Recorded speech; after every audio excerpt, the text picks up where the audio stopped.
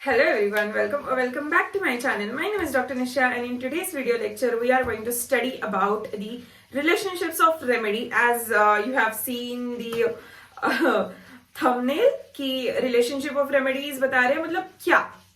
तो बहुत सारे lectures में मैं ऐसे बताती हूँ कि one particular remedy is related to this particular remedy. ऐसे मतलब अगर sulfur है which is goes hand in hand with calcarea carb, मतलब वो कॉम्प्लीमेंट्री है या फिर वो एनिमिकल है या फिर वो एंटीडोट करती है या फिर वो मतलब कॉन्कॉर्डेंट है.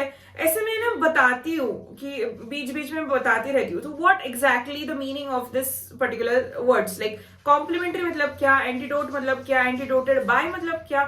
सो ये सारे रेमेडीज मतलब क्या होता है वो मैं आपको बताने वाली. सो पहले तो कॉम्प्लीमेंट्री, ठीक है. सो है ना, मैं नोट्स नहीं दे रही हूँ आपको या फिर ऐसा कुछ है नहीं. जस्ट ये लेक्चर आपको देखना है, अंडरस्टैंड करना है एंड देन बुश. इसका कोई एग्जाम पॉइंट ऑफ व्यू से कुछ भी नहीं है, but understanding point of view से है and viva point of view से बहुत ज्यादा इंपॉर्टेंट है. So number 1, complementary remedy. So complementary remedy मतलब क्या होता है? It completes the action of previous remedy which is prescribed. मतलब कि है ना, मतलब अभी मैंने कोई रेमेडी दी है, लाइक सल्फर दी है फॉर एग्जाम्पल. तो सल्फर रेमेडी को कॉम्प्लीमेंट्री करेगा तो कल्केरिया कार्ब कॉम्प्लीमेंट्री करेगा. लेकिन अगर कल्केरिया कार्ब पहले दिया तो सल्फर को कॉम्प्लीमेंट्री नहीं करेगा, वो नलिफाई होगा एक्शन, उसका कोई भी एक्शन नहीं होगा. लेकिन अगर सल्फर पहले देते हैं फिर कल्केरिया कार्ब देते हैं, then they goes hand in hand. मतलब sulphur will take the disease to a extend and उसके आगे से कल्केरिया कार्ब अगर यहाँ पे दे दिया हम लोगों ने, सो उसके आगे से calcarea carb will complete the action of that particular disease course. मतलब एक डिसीज है पर्टिकुलर जो ऐसे लाइन में जा रहा है. सो हम लोगों ने यहाँ पे सल्फर दे दिया, sulphur will complete the action till half, like relay race half. और फिर कल्केरिया कार्ब हम लोगों ने यहाँ पे दे दिया तो calcarea carb will complete the action and cure हमको मिल जाएगा. ठीक है. सो ऐसे रहता है कॉम्प्लीमेंट्री रेमेडीज का action. So number 2, it is antidote का डेफिनेशन या फिर एंटीडोट का understanding. So antidotes has again सब divisions. Antidote to any remedy या फिर एंटीडोटेड बाय एनी रेमेडी. ठीक है. मतलब अगर एंटीडोट टू मतलब मैं कुछ रेमेडी देती हूं तो मेरी रेमेडी को एंटीडोट करने वाली रेमेडी मतलब कुछ भी दे दो, like camphor is a universal antidote. ठीक है. तो यूनिवर्सल एंटीडोट फॉर व्हाट? तो वेजिटेबल के किंगडम के जो सारे रेमेडीज है या फिर सारे ड्रग्स है उनको एंटीडोट करता है camphor. So antidote to remedy मतलब टीओ, हाँ दो नहीं, टीओ मैं स्क्रीन पे लगा दूंगी, आप देख लेना. एंटीडोट टू मतलब camphor is antidote to any other remedy which is of vegetable kingdom का ओरिजिन. ठीक है. एंटीडोटेड बाय, हाँ मतलब किसी और रेमेडी से एंटीडोट होना. ओके. मतलब अगर मैंने आज कोई एक रेमेडी दी है और उसके बाद मैंने मतलब एकोनाइट दिया है, उसके बाद मैंने नक्स वोमेका दे दिया है, तो नक्स वोमेका विल एंटीडोट में एकोनाइट या फिर अर्सेनिकम अल्बुम जो भी मैंने प्रीवियसली दिया. तो antidoted by and antidoted to, this are the two sub types या फिर understandings of the antidote medicine.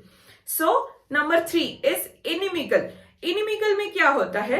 तो they are like cross to each other, very cross to each other. मतलब अगर मैंने एक रेमेडी दे दी है उसके बाद मैंने दूसरी रेमेडी दे दी, then they will fight together in that particular person का अंदर एंड दे मतलब कट कर देंगे उसकी एक्शन को. दोनों रेमेडीज एक दूसरे को मारेंगे और जीरो इफेक्ट देंगे और है ना थोड़ा बहुत साइड इफेक्ट रहेगा और केस एक डिफरेंट डायरेक्शन में चली जाएगी जस्ट बिकॉज की है ना, मतलब एक पर्टिकुलर रेमेडी का मेडिसिनल एग्रीवेशन रहेगा, दूसरे पर्टिकुलर रेमेडी का मेडिसिनल एग्रीवेशन रहेगा. दोनों के एग्रीवेशन मिला के केस कहीं और घूम सकता है. सो ऐसे भी हो सकता है. ठीक है. तो ये होता है इनिमिकल ड्रग्स में या फिर इनिमिकल रेमेडी हम लोगों ने अगर दे दिया तो. Okay.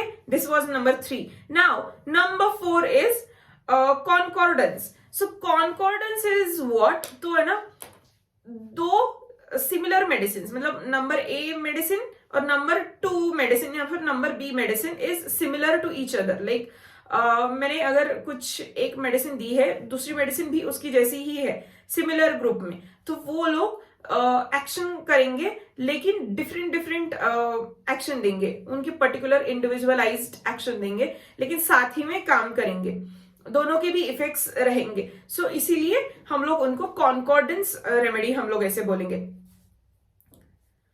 Number 5 is compatible remedy. Compatible remedy मतलब it can be used before और आफ्टर, मतलब हैंड इन हैंड जाने वाली रेमेडीज। उनका कोई नलिफिकेशन एक्शन नहीं होता, उनका कोई फाइटर काउंटर एक्शन नहीं होता, उनका कोई भी डिफरेंट साइड इफेक्ट नहीं होता। वो रेमेडी अच्छे से एक रेमेडी का एक्शन कंप्लीट करके दूसरी रेमेडी क्योर फॉर्म करने का हेल्प करेगा और अच्छे से उसको कॉम्प्लीमेंट करेगा। दैट इज कॉम्पेटेबल रेमेडी, ऐसे हम लोग बोलेंगे, ठीक है, compatible remedy. Number 6 is cognate. Cognate मतलब सेम और सिमिलर नेचर, जनरली अलाइक, दोनों भी मेडिसिन सेम, उनको साथ में नहीं देते।